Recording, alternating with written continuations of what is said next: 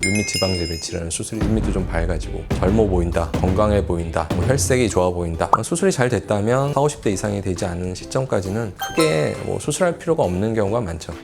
기간 정도 만에 봐도 뭔가 좋아 보이지 않는다, 불충분하게 됐다.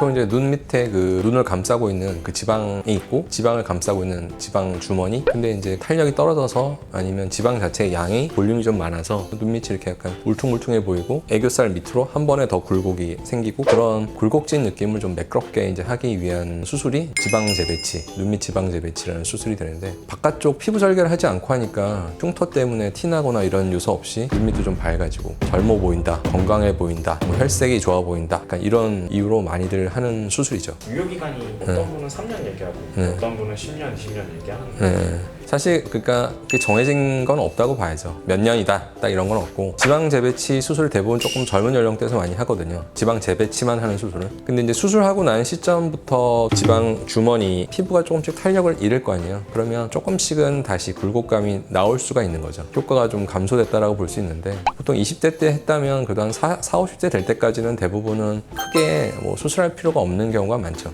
재발하고 노화랑 구분을 할 수 있나요? 수술하고 나서 한 6개월 정도의 어떤 회복 기간을 거쳤는데, 그 기간 정도 만에 봐도 뭔가 좋아 보이지 않는다, 불충분하게 됐다. 불충분하게 수술되면 붓기 빠지고 나면서부터 바로 효과가 좀 부족하다고 느낄 수 있는 거잖아요. 그거를 이제 좀 재발했다고 이제 표현할 수 있겠고, 그럼 이게 어떤 수술 효과를 좀 지속하기 위해 좋은 관리법이 특별한 관리법은 없어요. 사실 그 환자가 관리한다고 해서 그 결과가 더 올라갈 만한 요소는 저는 별로 없다고 생각하고, 단지 근데 수술하고 얼마 안 됐을 때, 그러니까 상처가 이렇게 조직이 아물어야 될 때 상처 부위를 심하게 만진다든가 막 마찰시킨다든가 이러지는 않게 하는 게 좋겠고, 초기에 한 1, 2주 정도의 기간에는 좀 주의를 해야 되죠. 지방 관련 수술이다 보니까 살이 찌면 지방이 차오르기도 하는지. 안화 지방이라고 해서 눈 주변에 있는 그 지방이 살찌는 거에 따라서 그렇게 많이 늘어나는 타입의 지방은 아니에요. 그러니까 우리가 볼살 같은 데 많이 찐다, 목 같은 데 살찐다 이렇게 느끼잖아요. 눈 주변에 그 안화 지방은 그렇게 살찐다고 해서 많이 부풀거나 그러지 않기 때문에 그 지방 재배치 이후에도 그거에 영향을 크게 안 받아요. 만약에 다이어트를 한다면 체중 변화가 진짜 3kg, 5kg 이 정도 수준이 아니라 정말 10kg 이상 빠졌다면 전반적인 느낌은 조금 감소했다고 느낄 수는 있을 거예요. 근데 다른 부위, 복부 살이라든가 어떤 볼살 이런 거보다는 영향을 좀 훨씬 적게 받죠.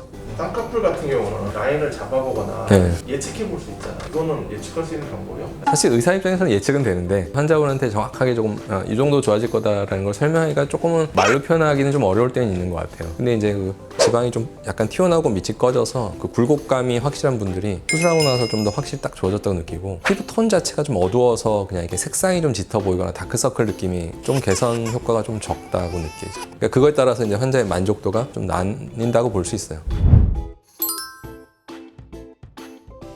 이게 어떤 필러나 이런 시술처럼 얼마 지나면 효과가 그냥 단지 감소해서 재수술이 필요한 수술은 아니거든요. 수술이 잘 됐다면 노화가 많이 진행돼서 한 40, 50대 이상이 되지 않은 시점까지는 대부분 재수술이 필요하지 않은 그런 종류로 보시면 되겠습니다.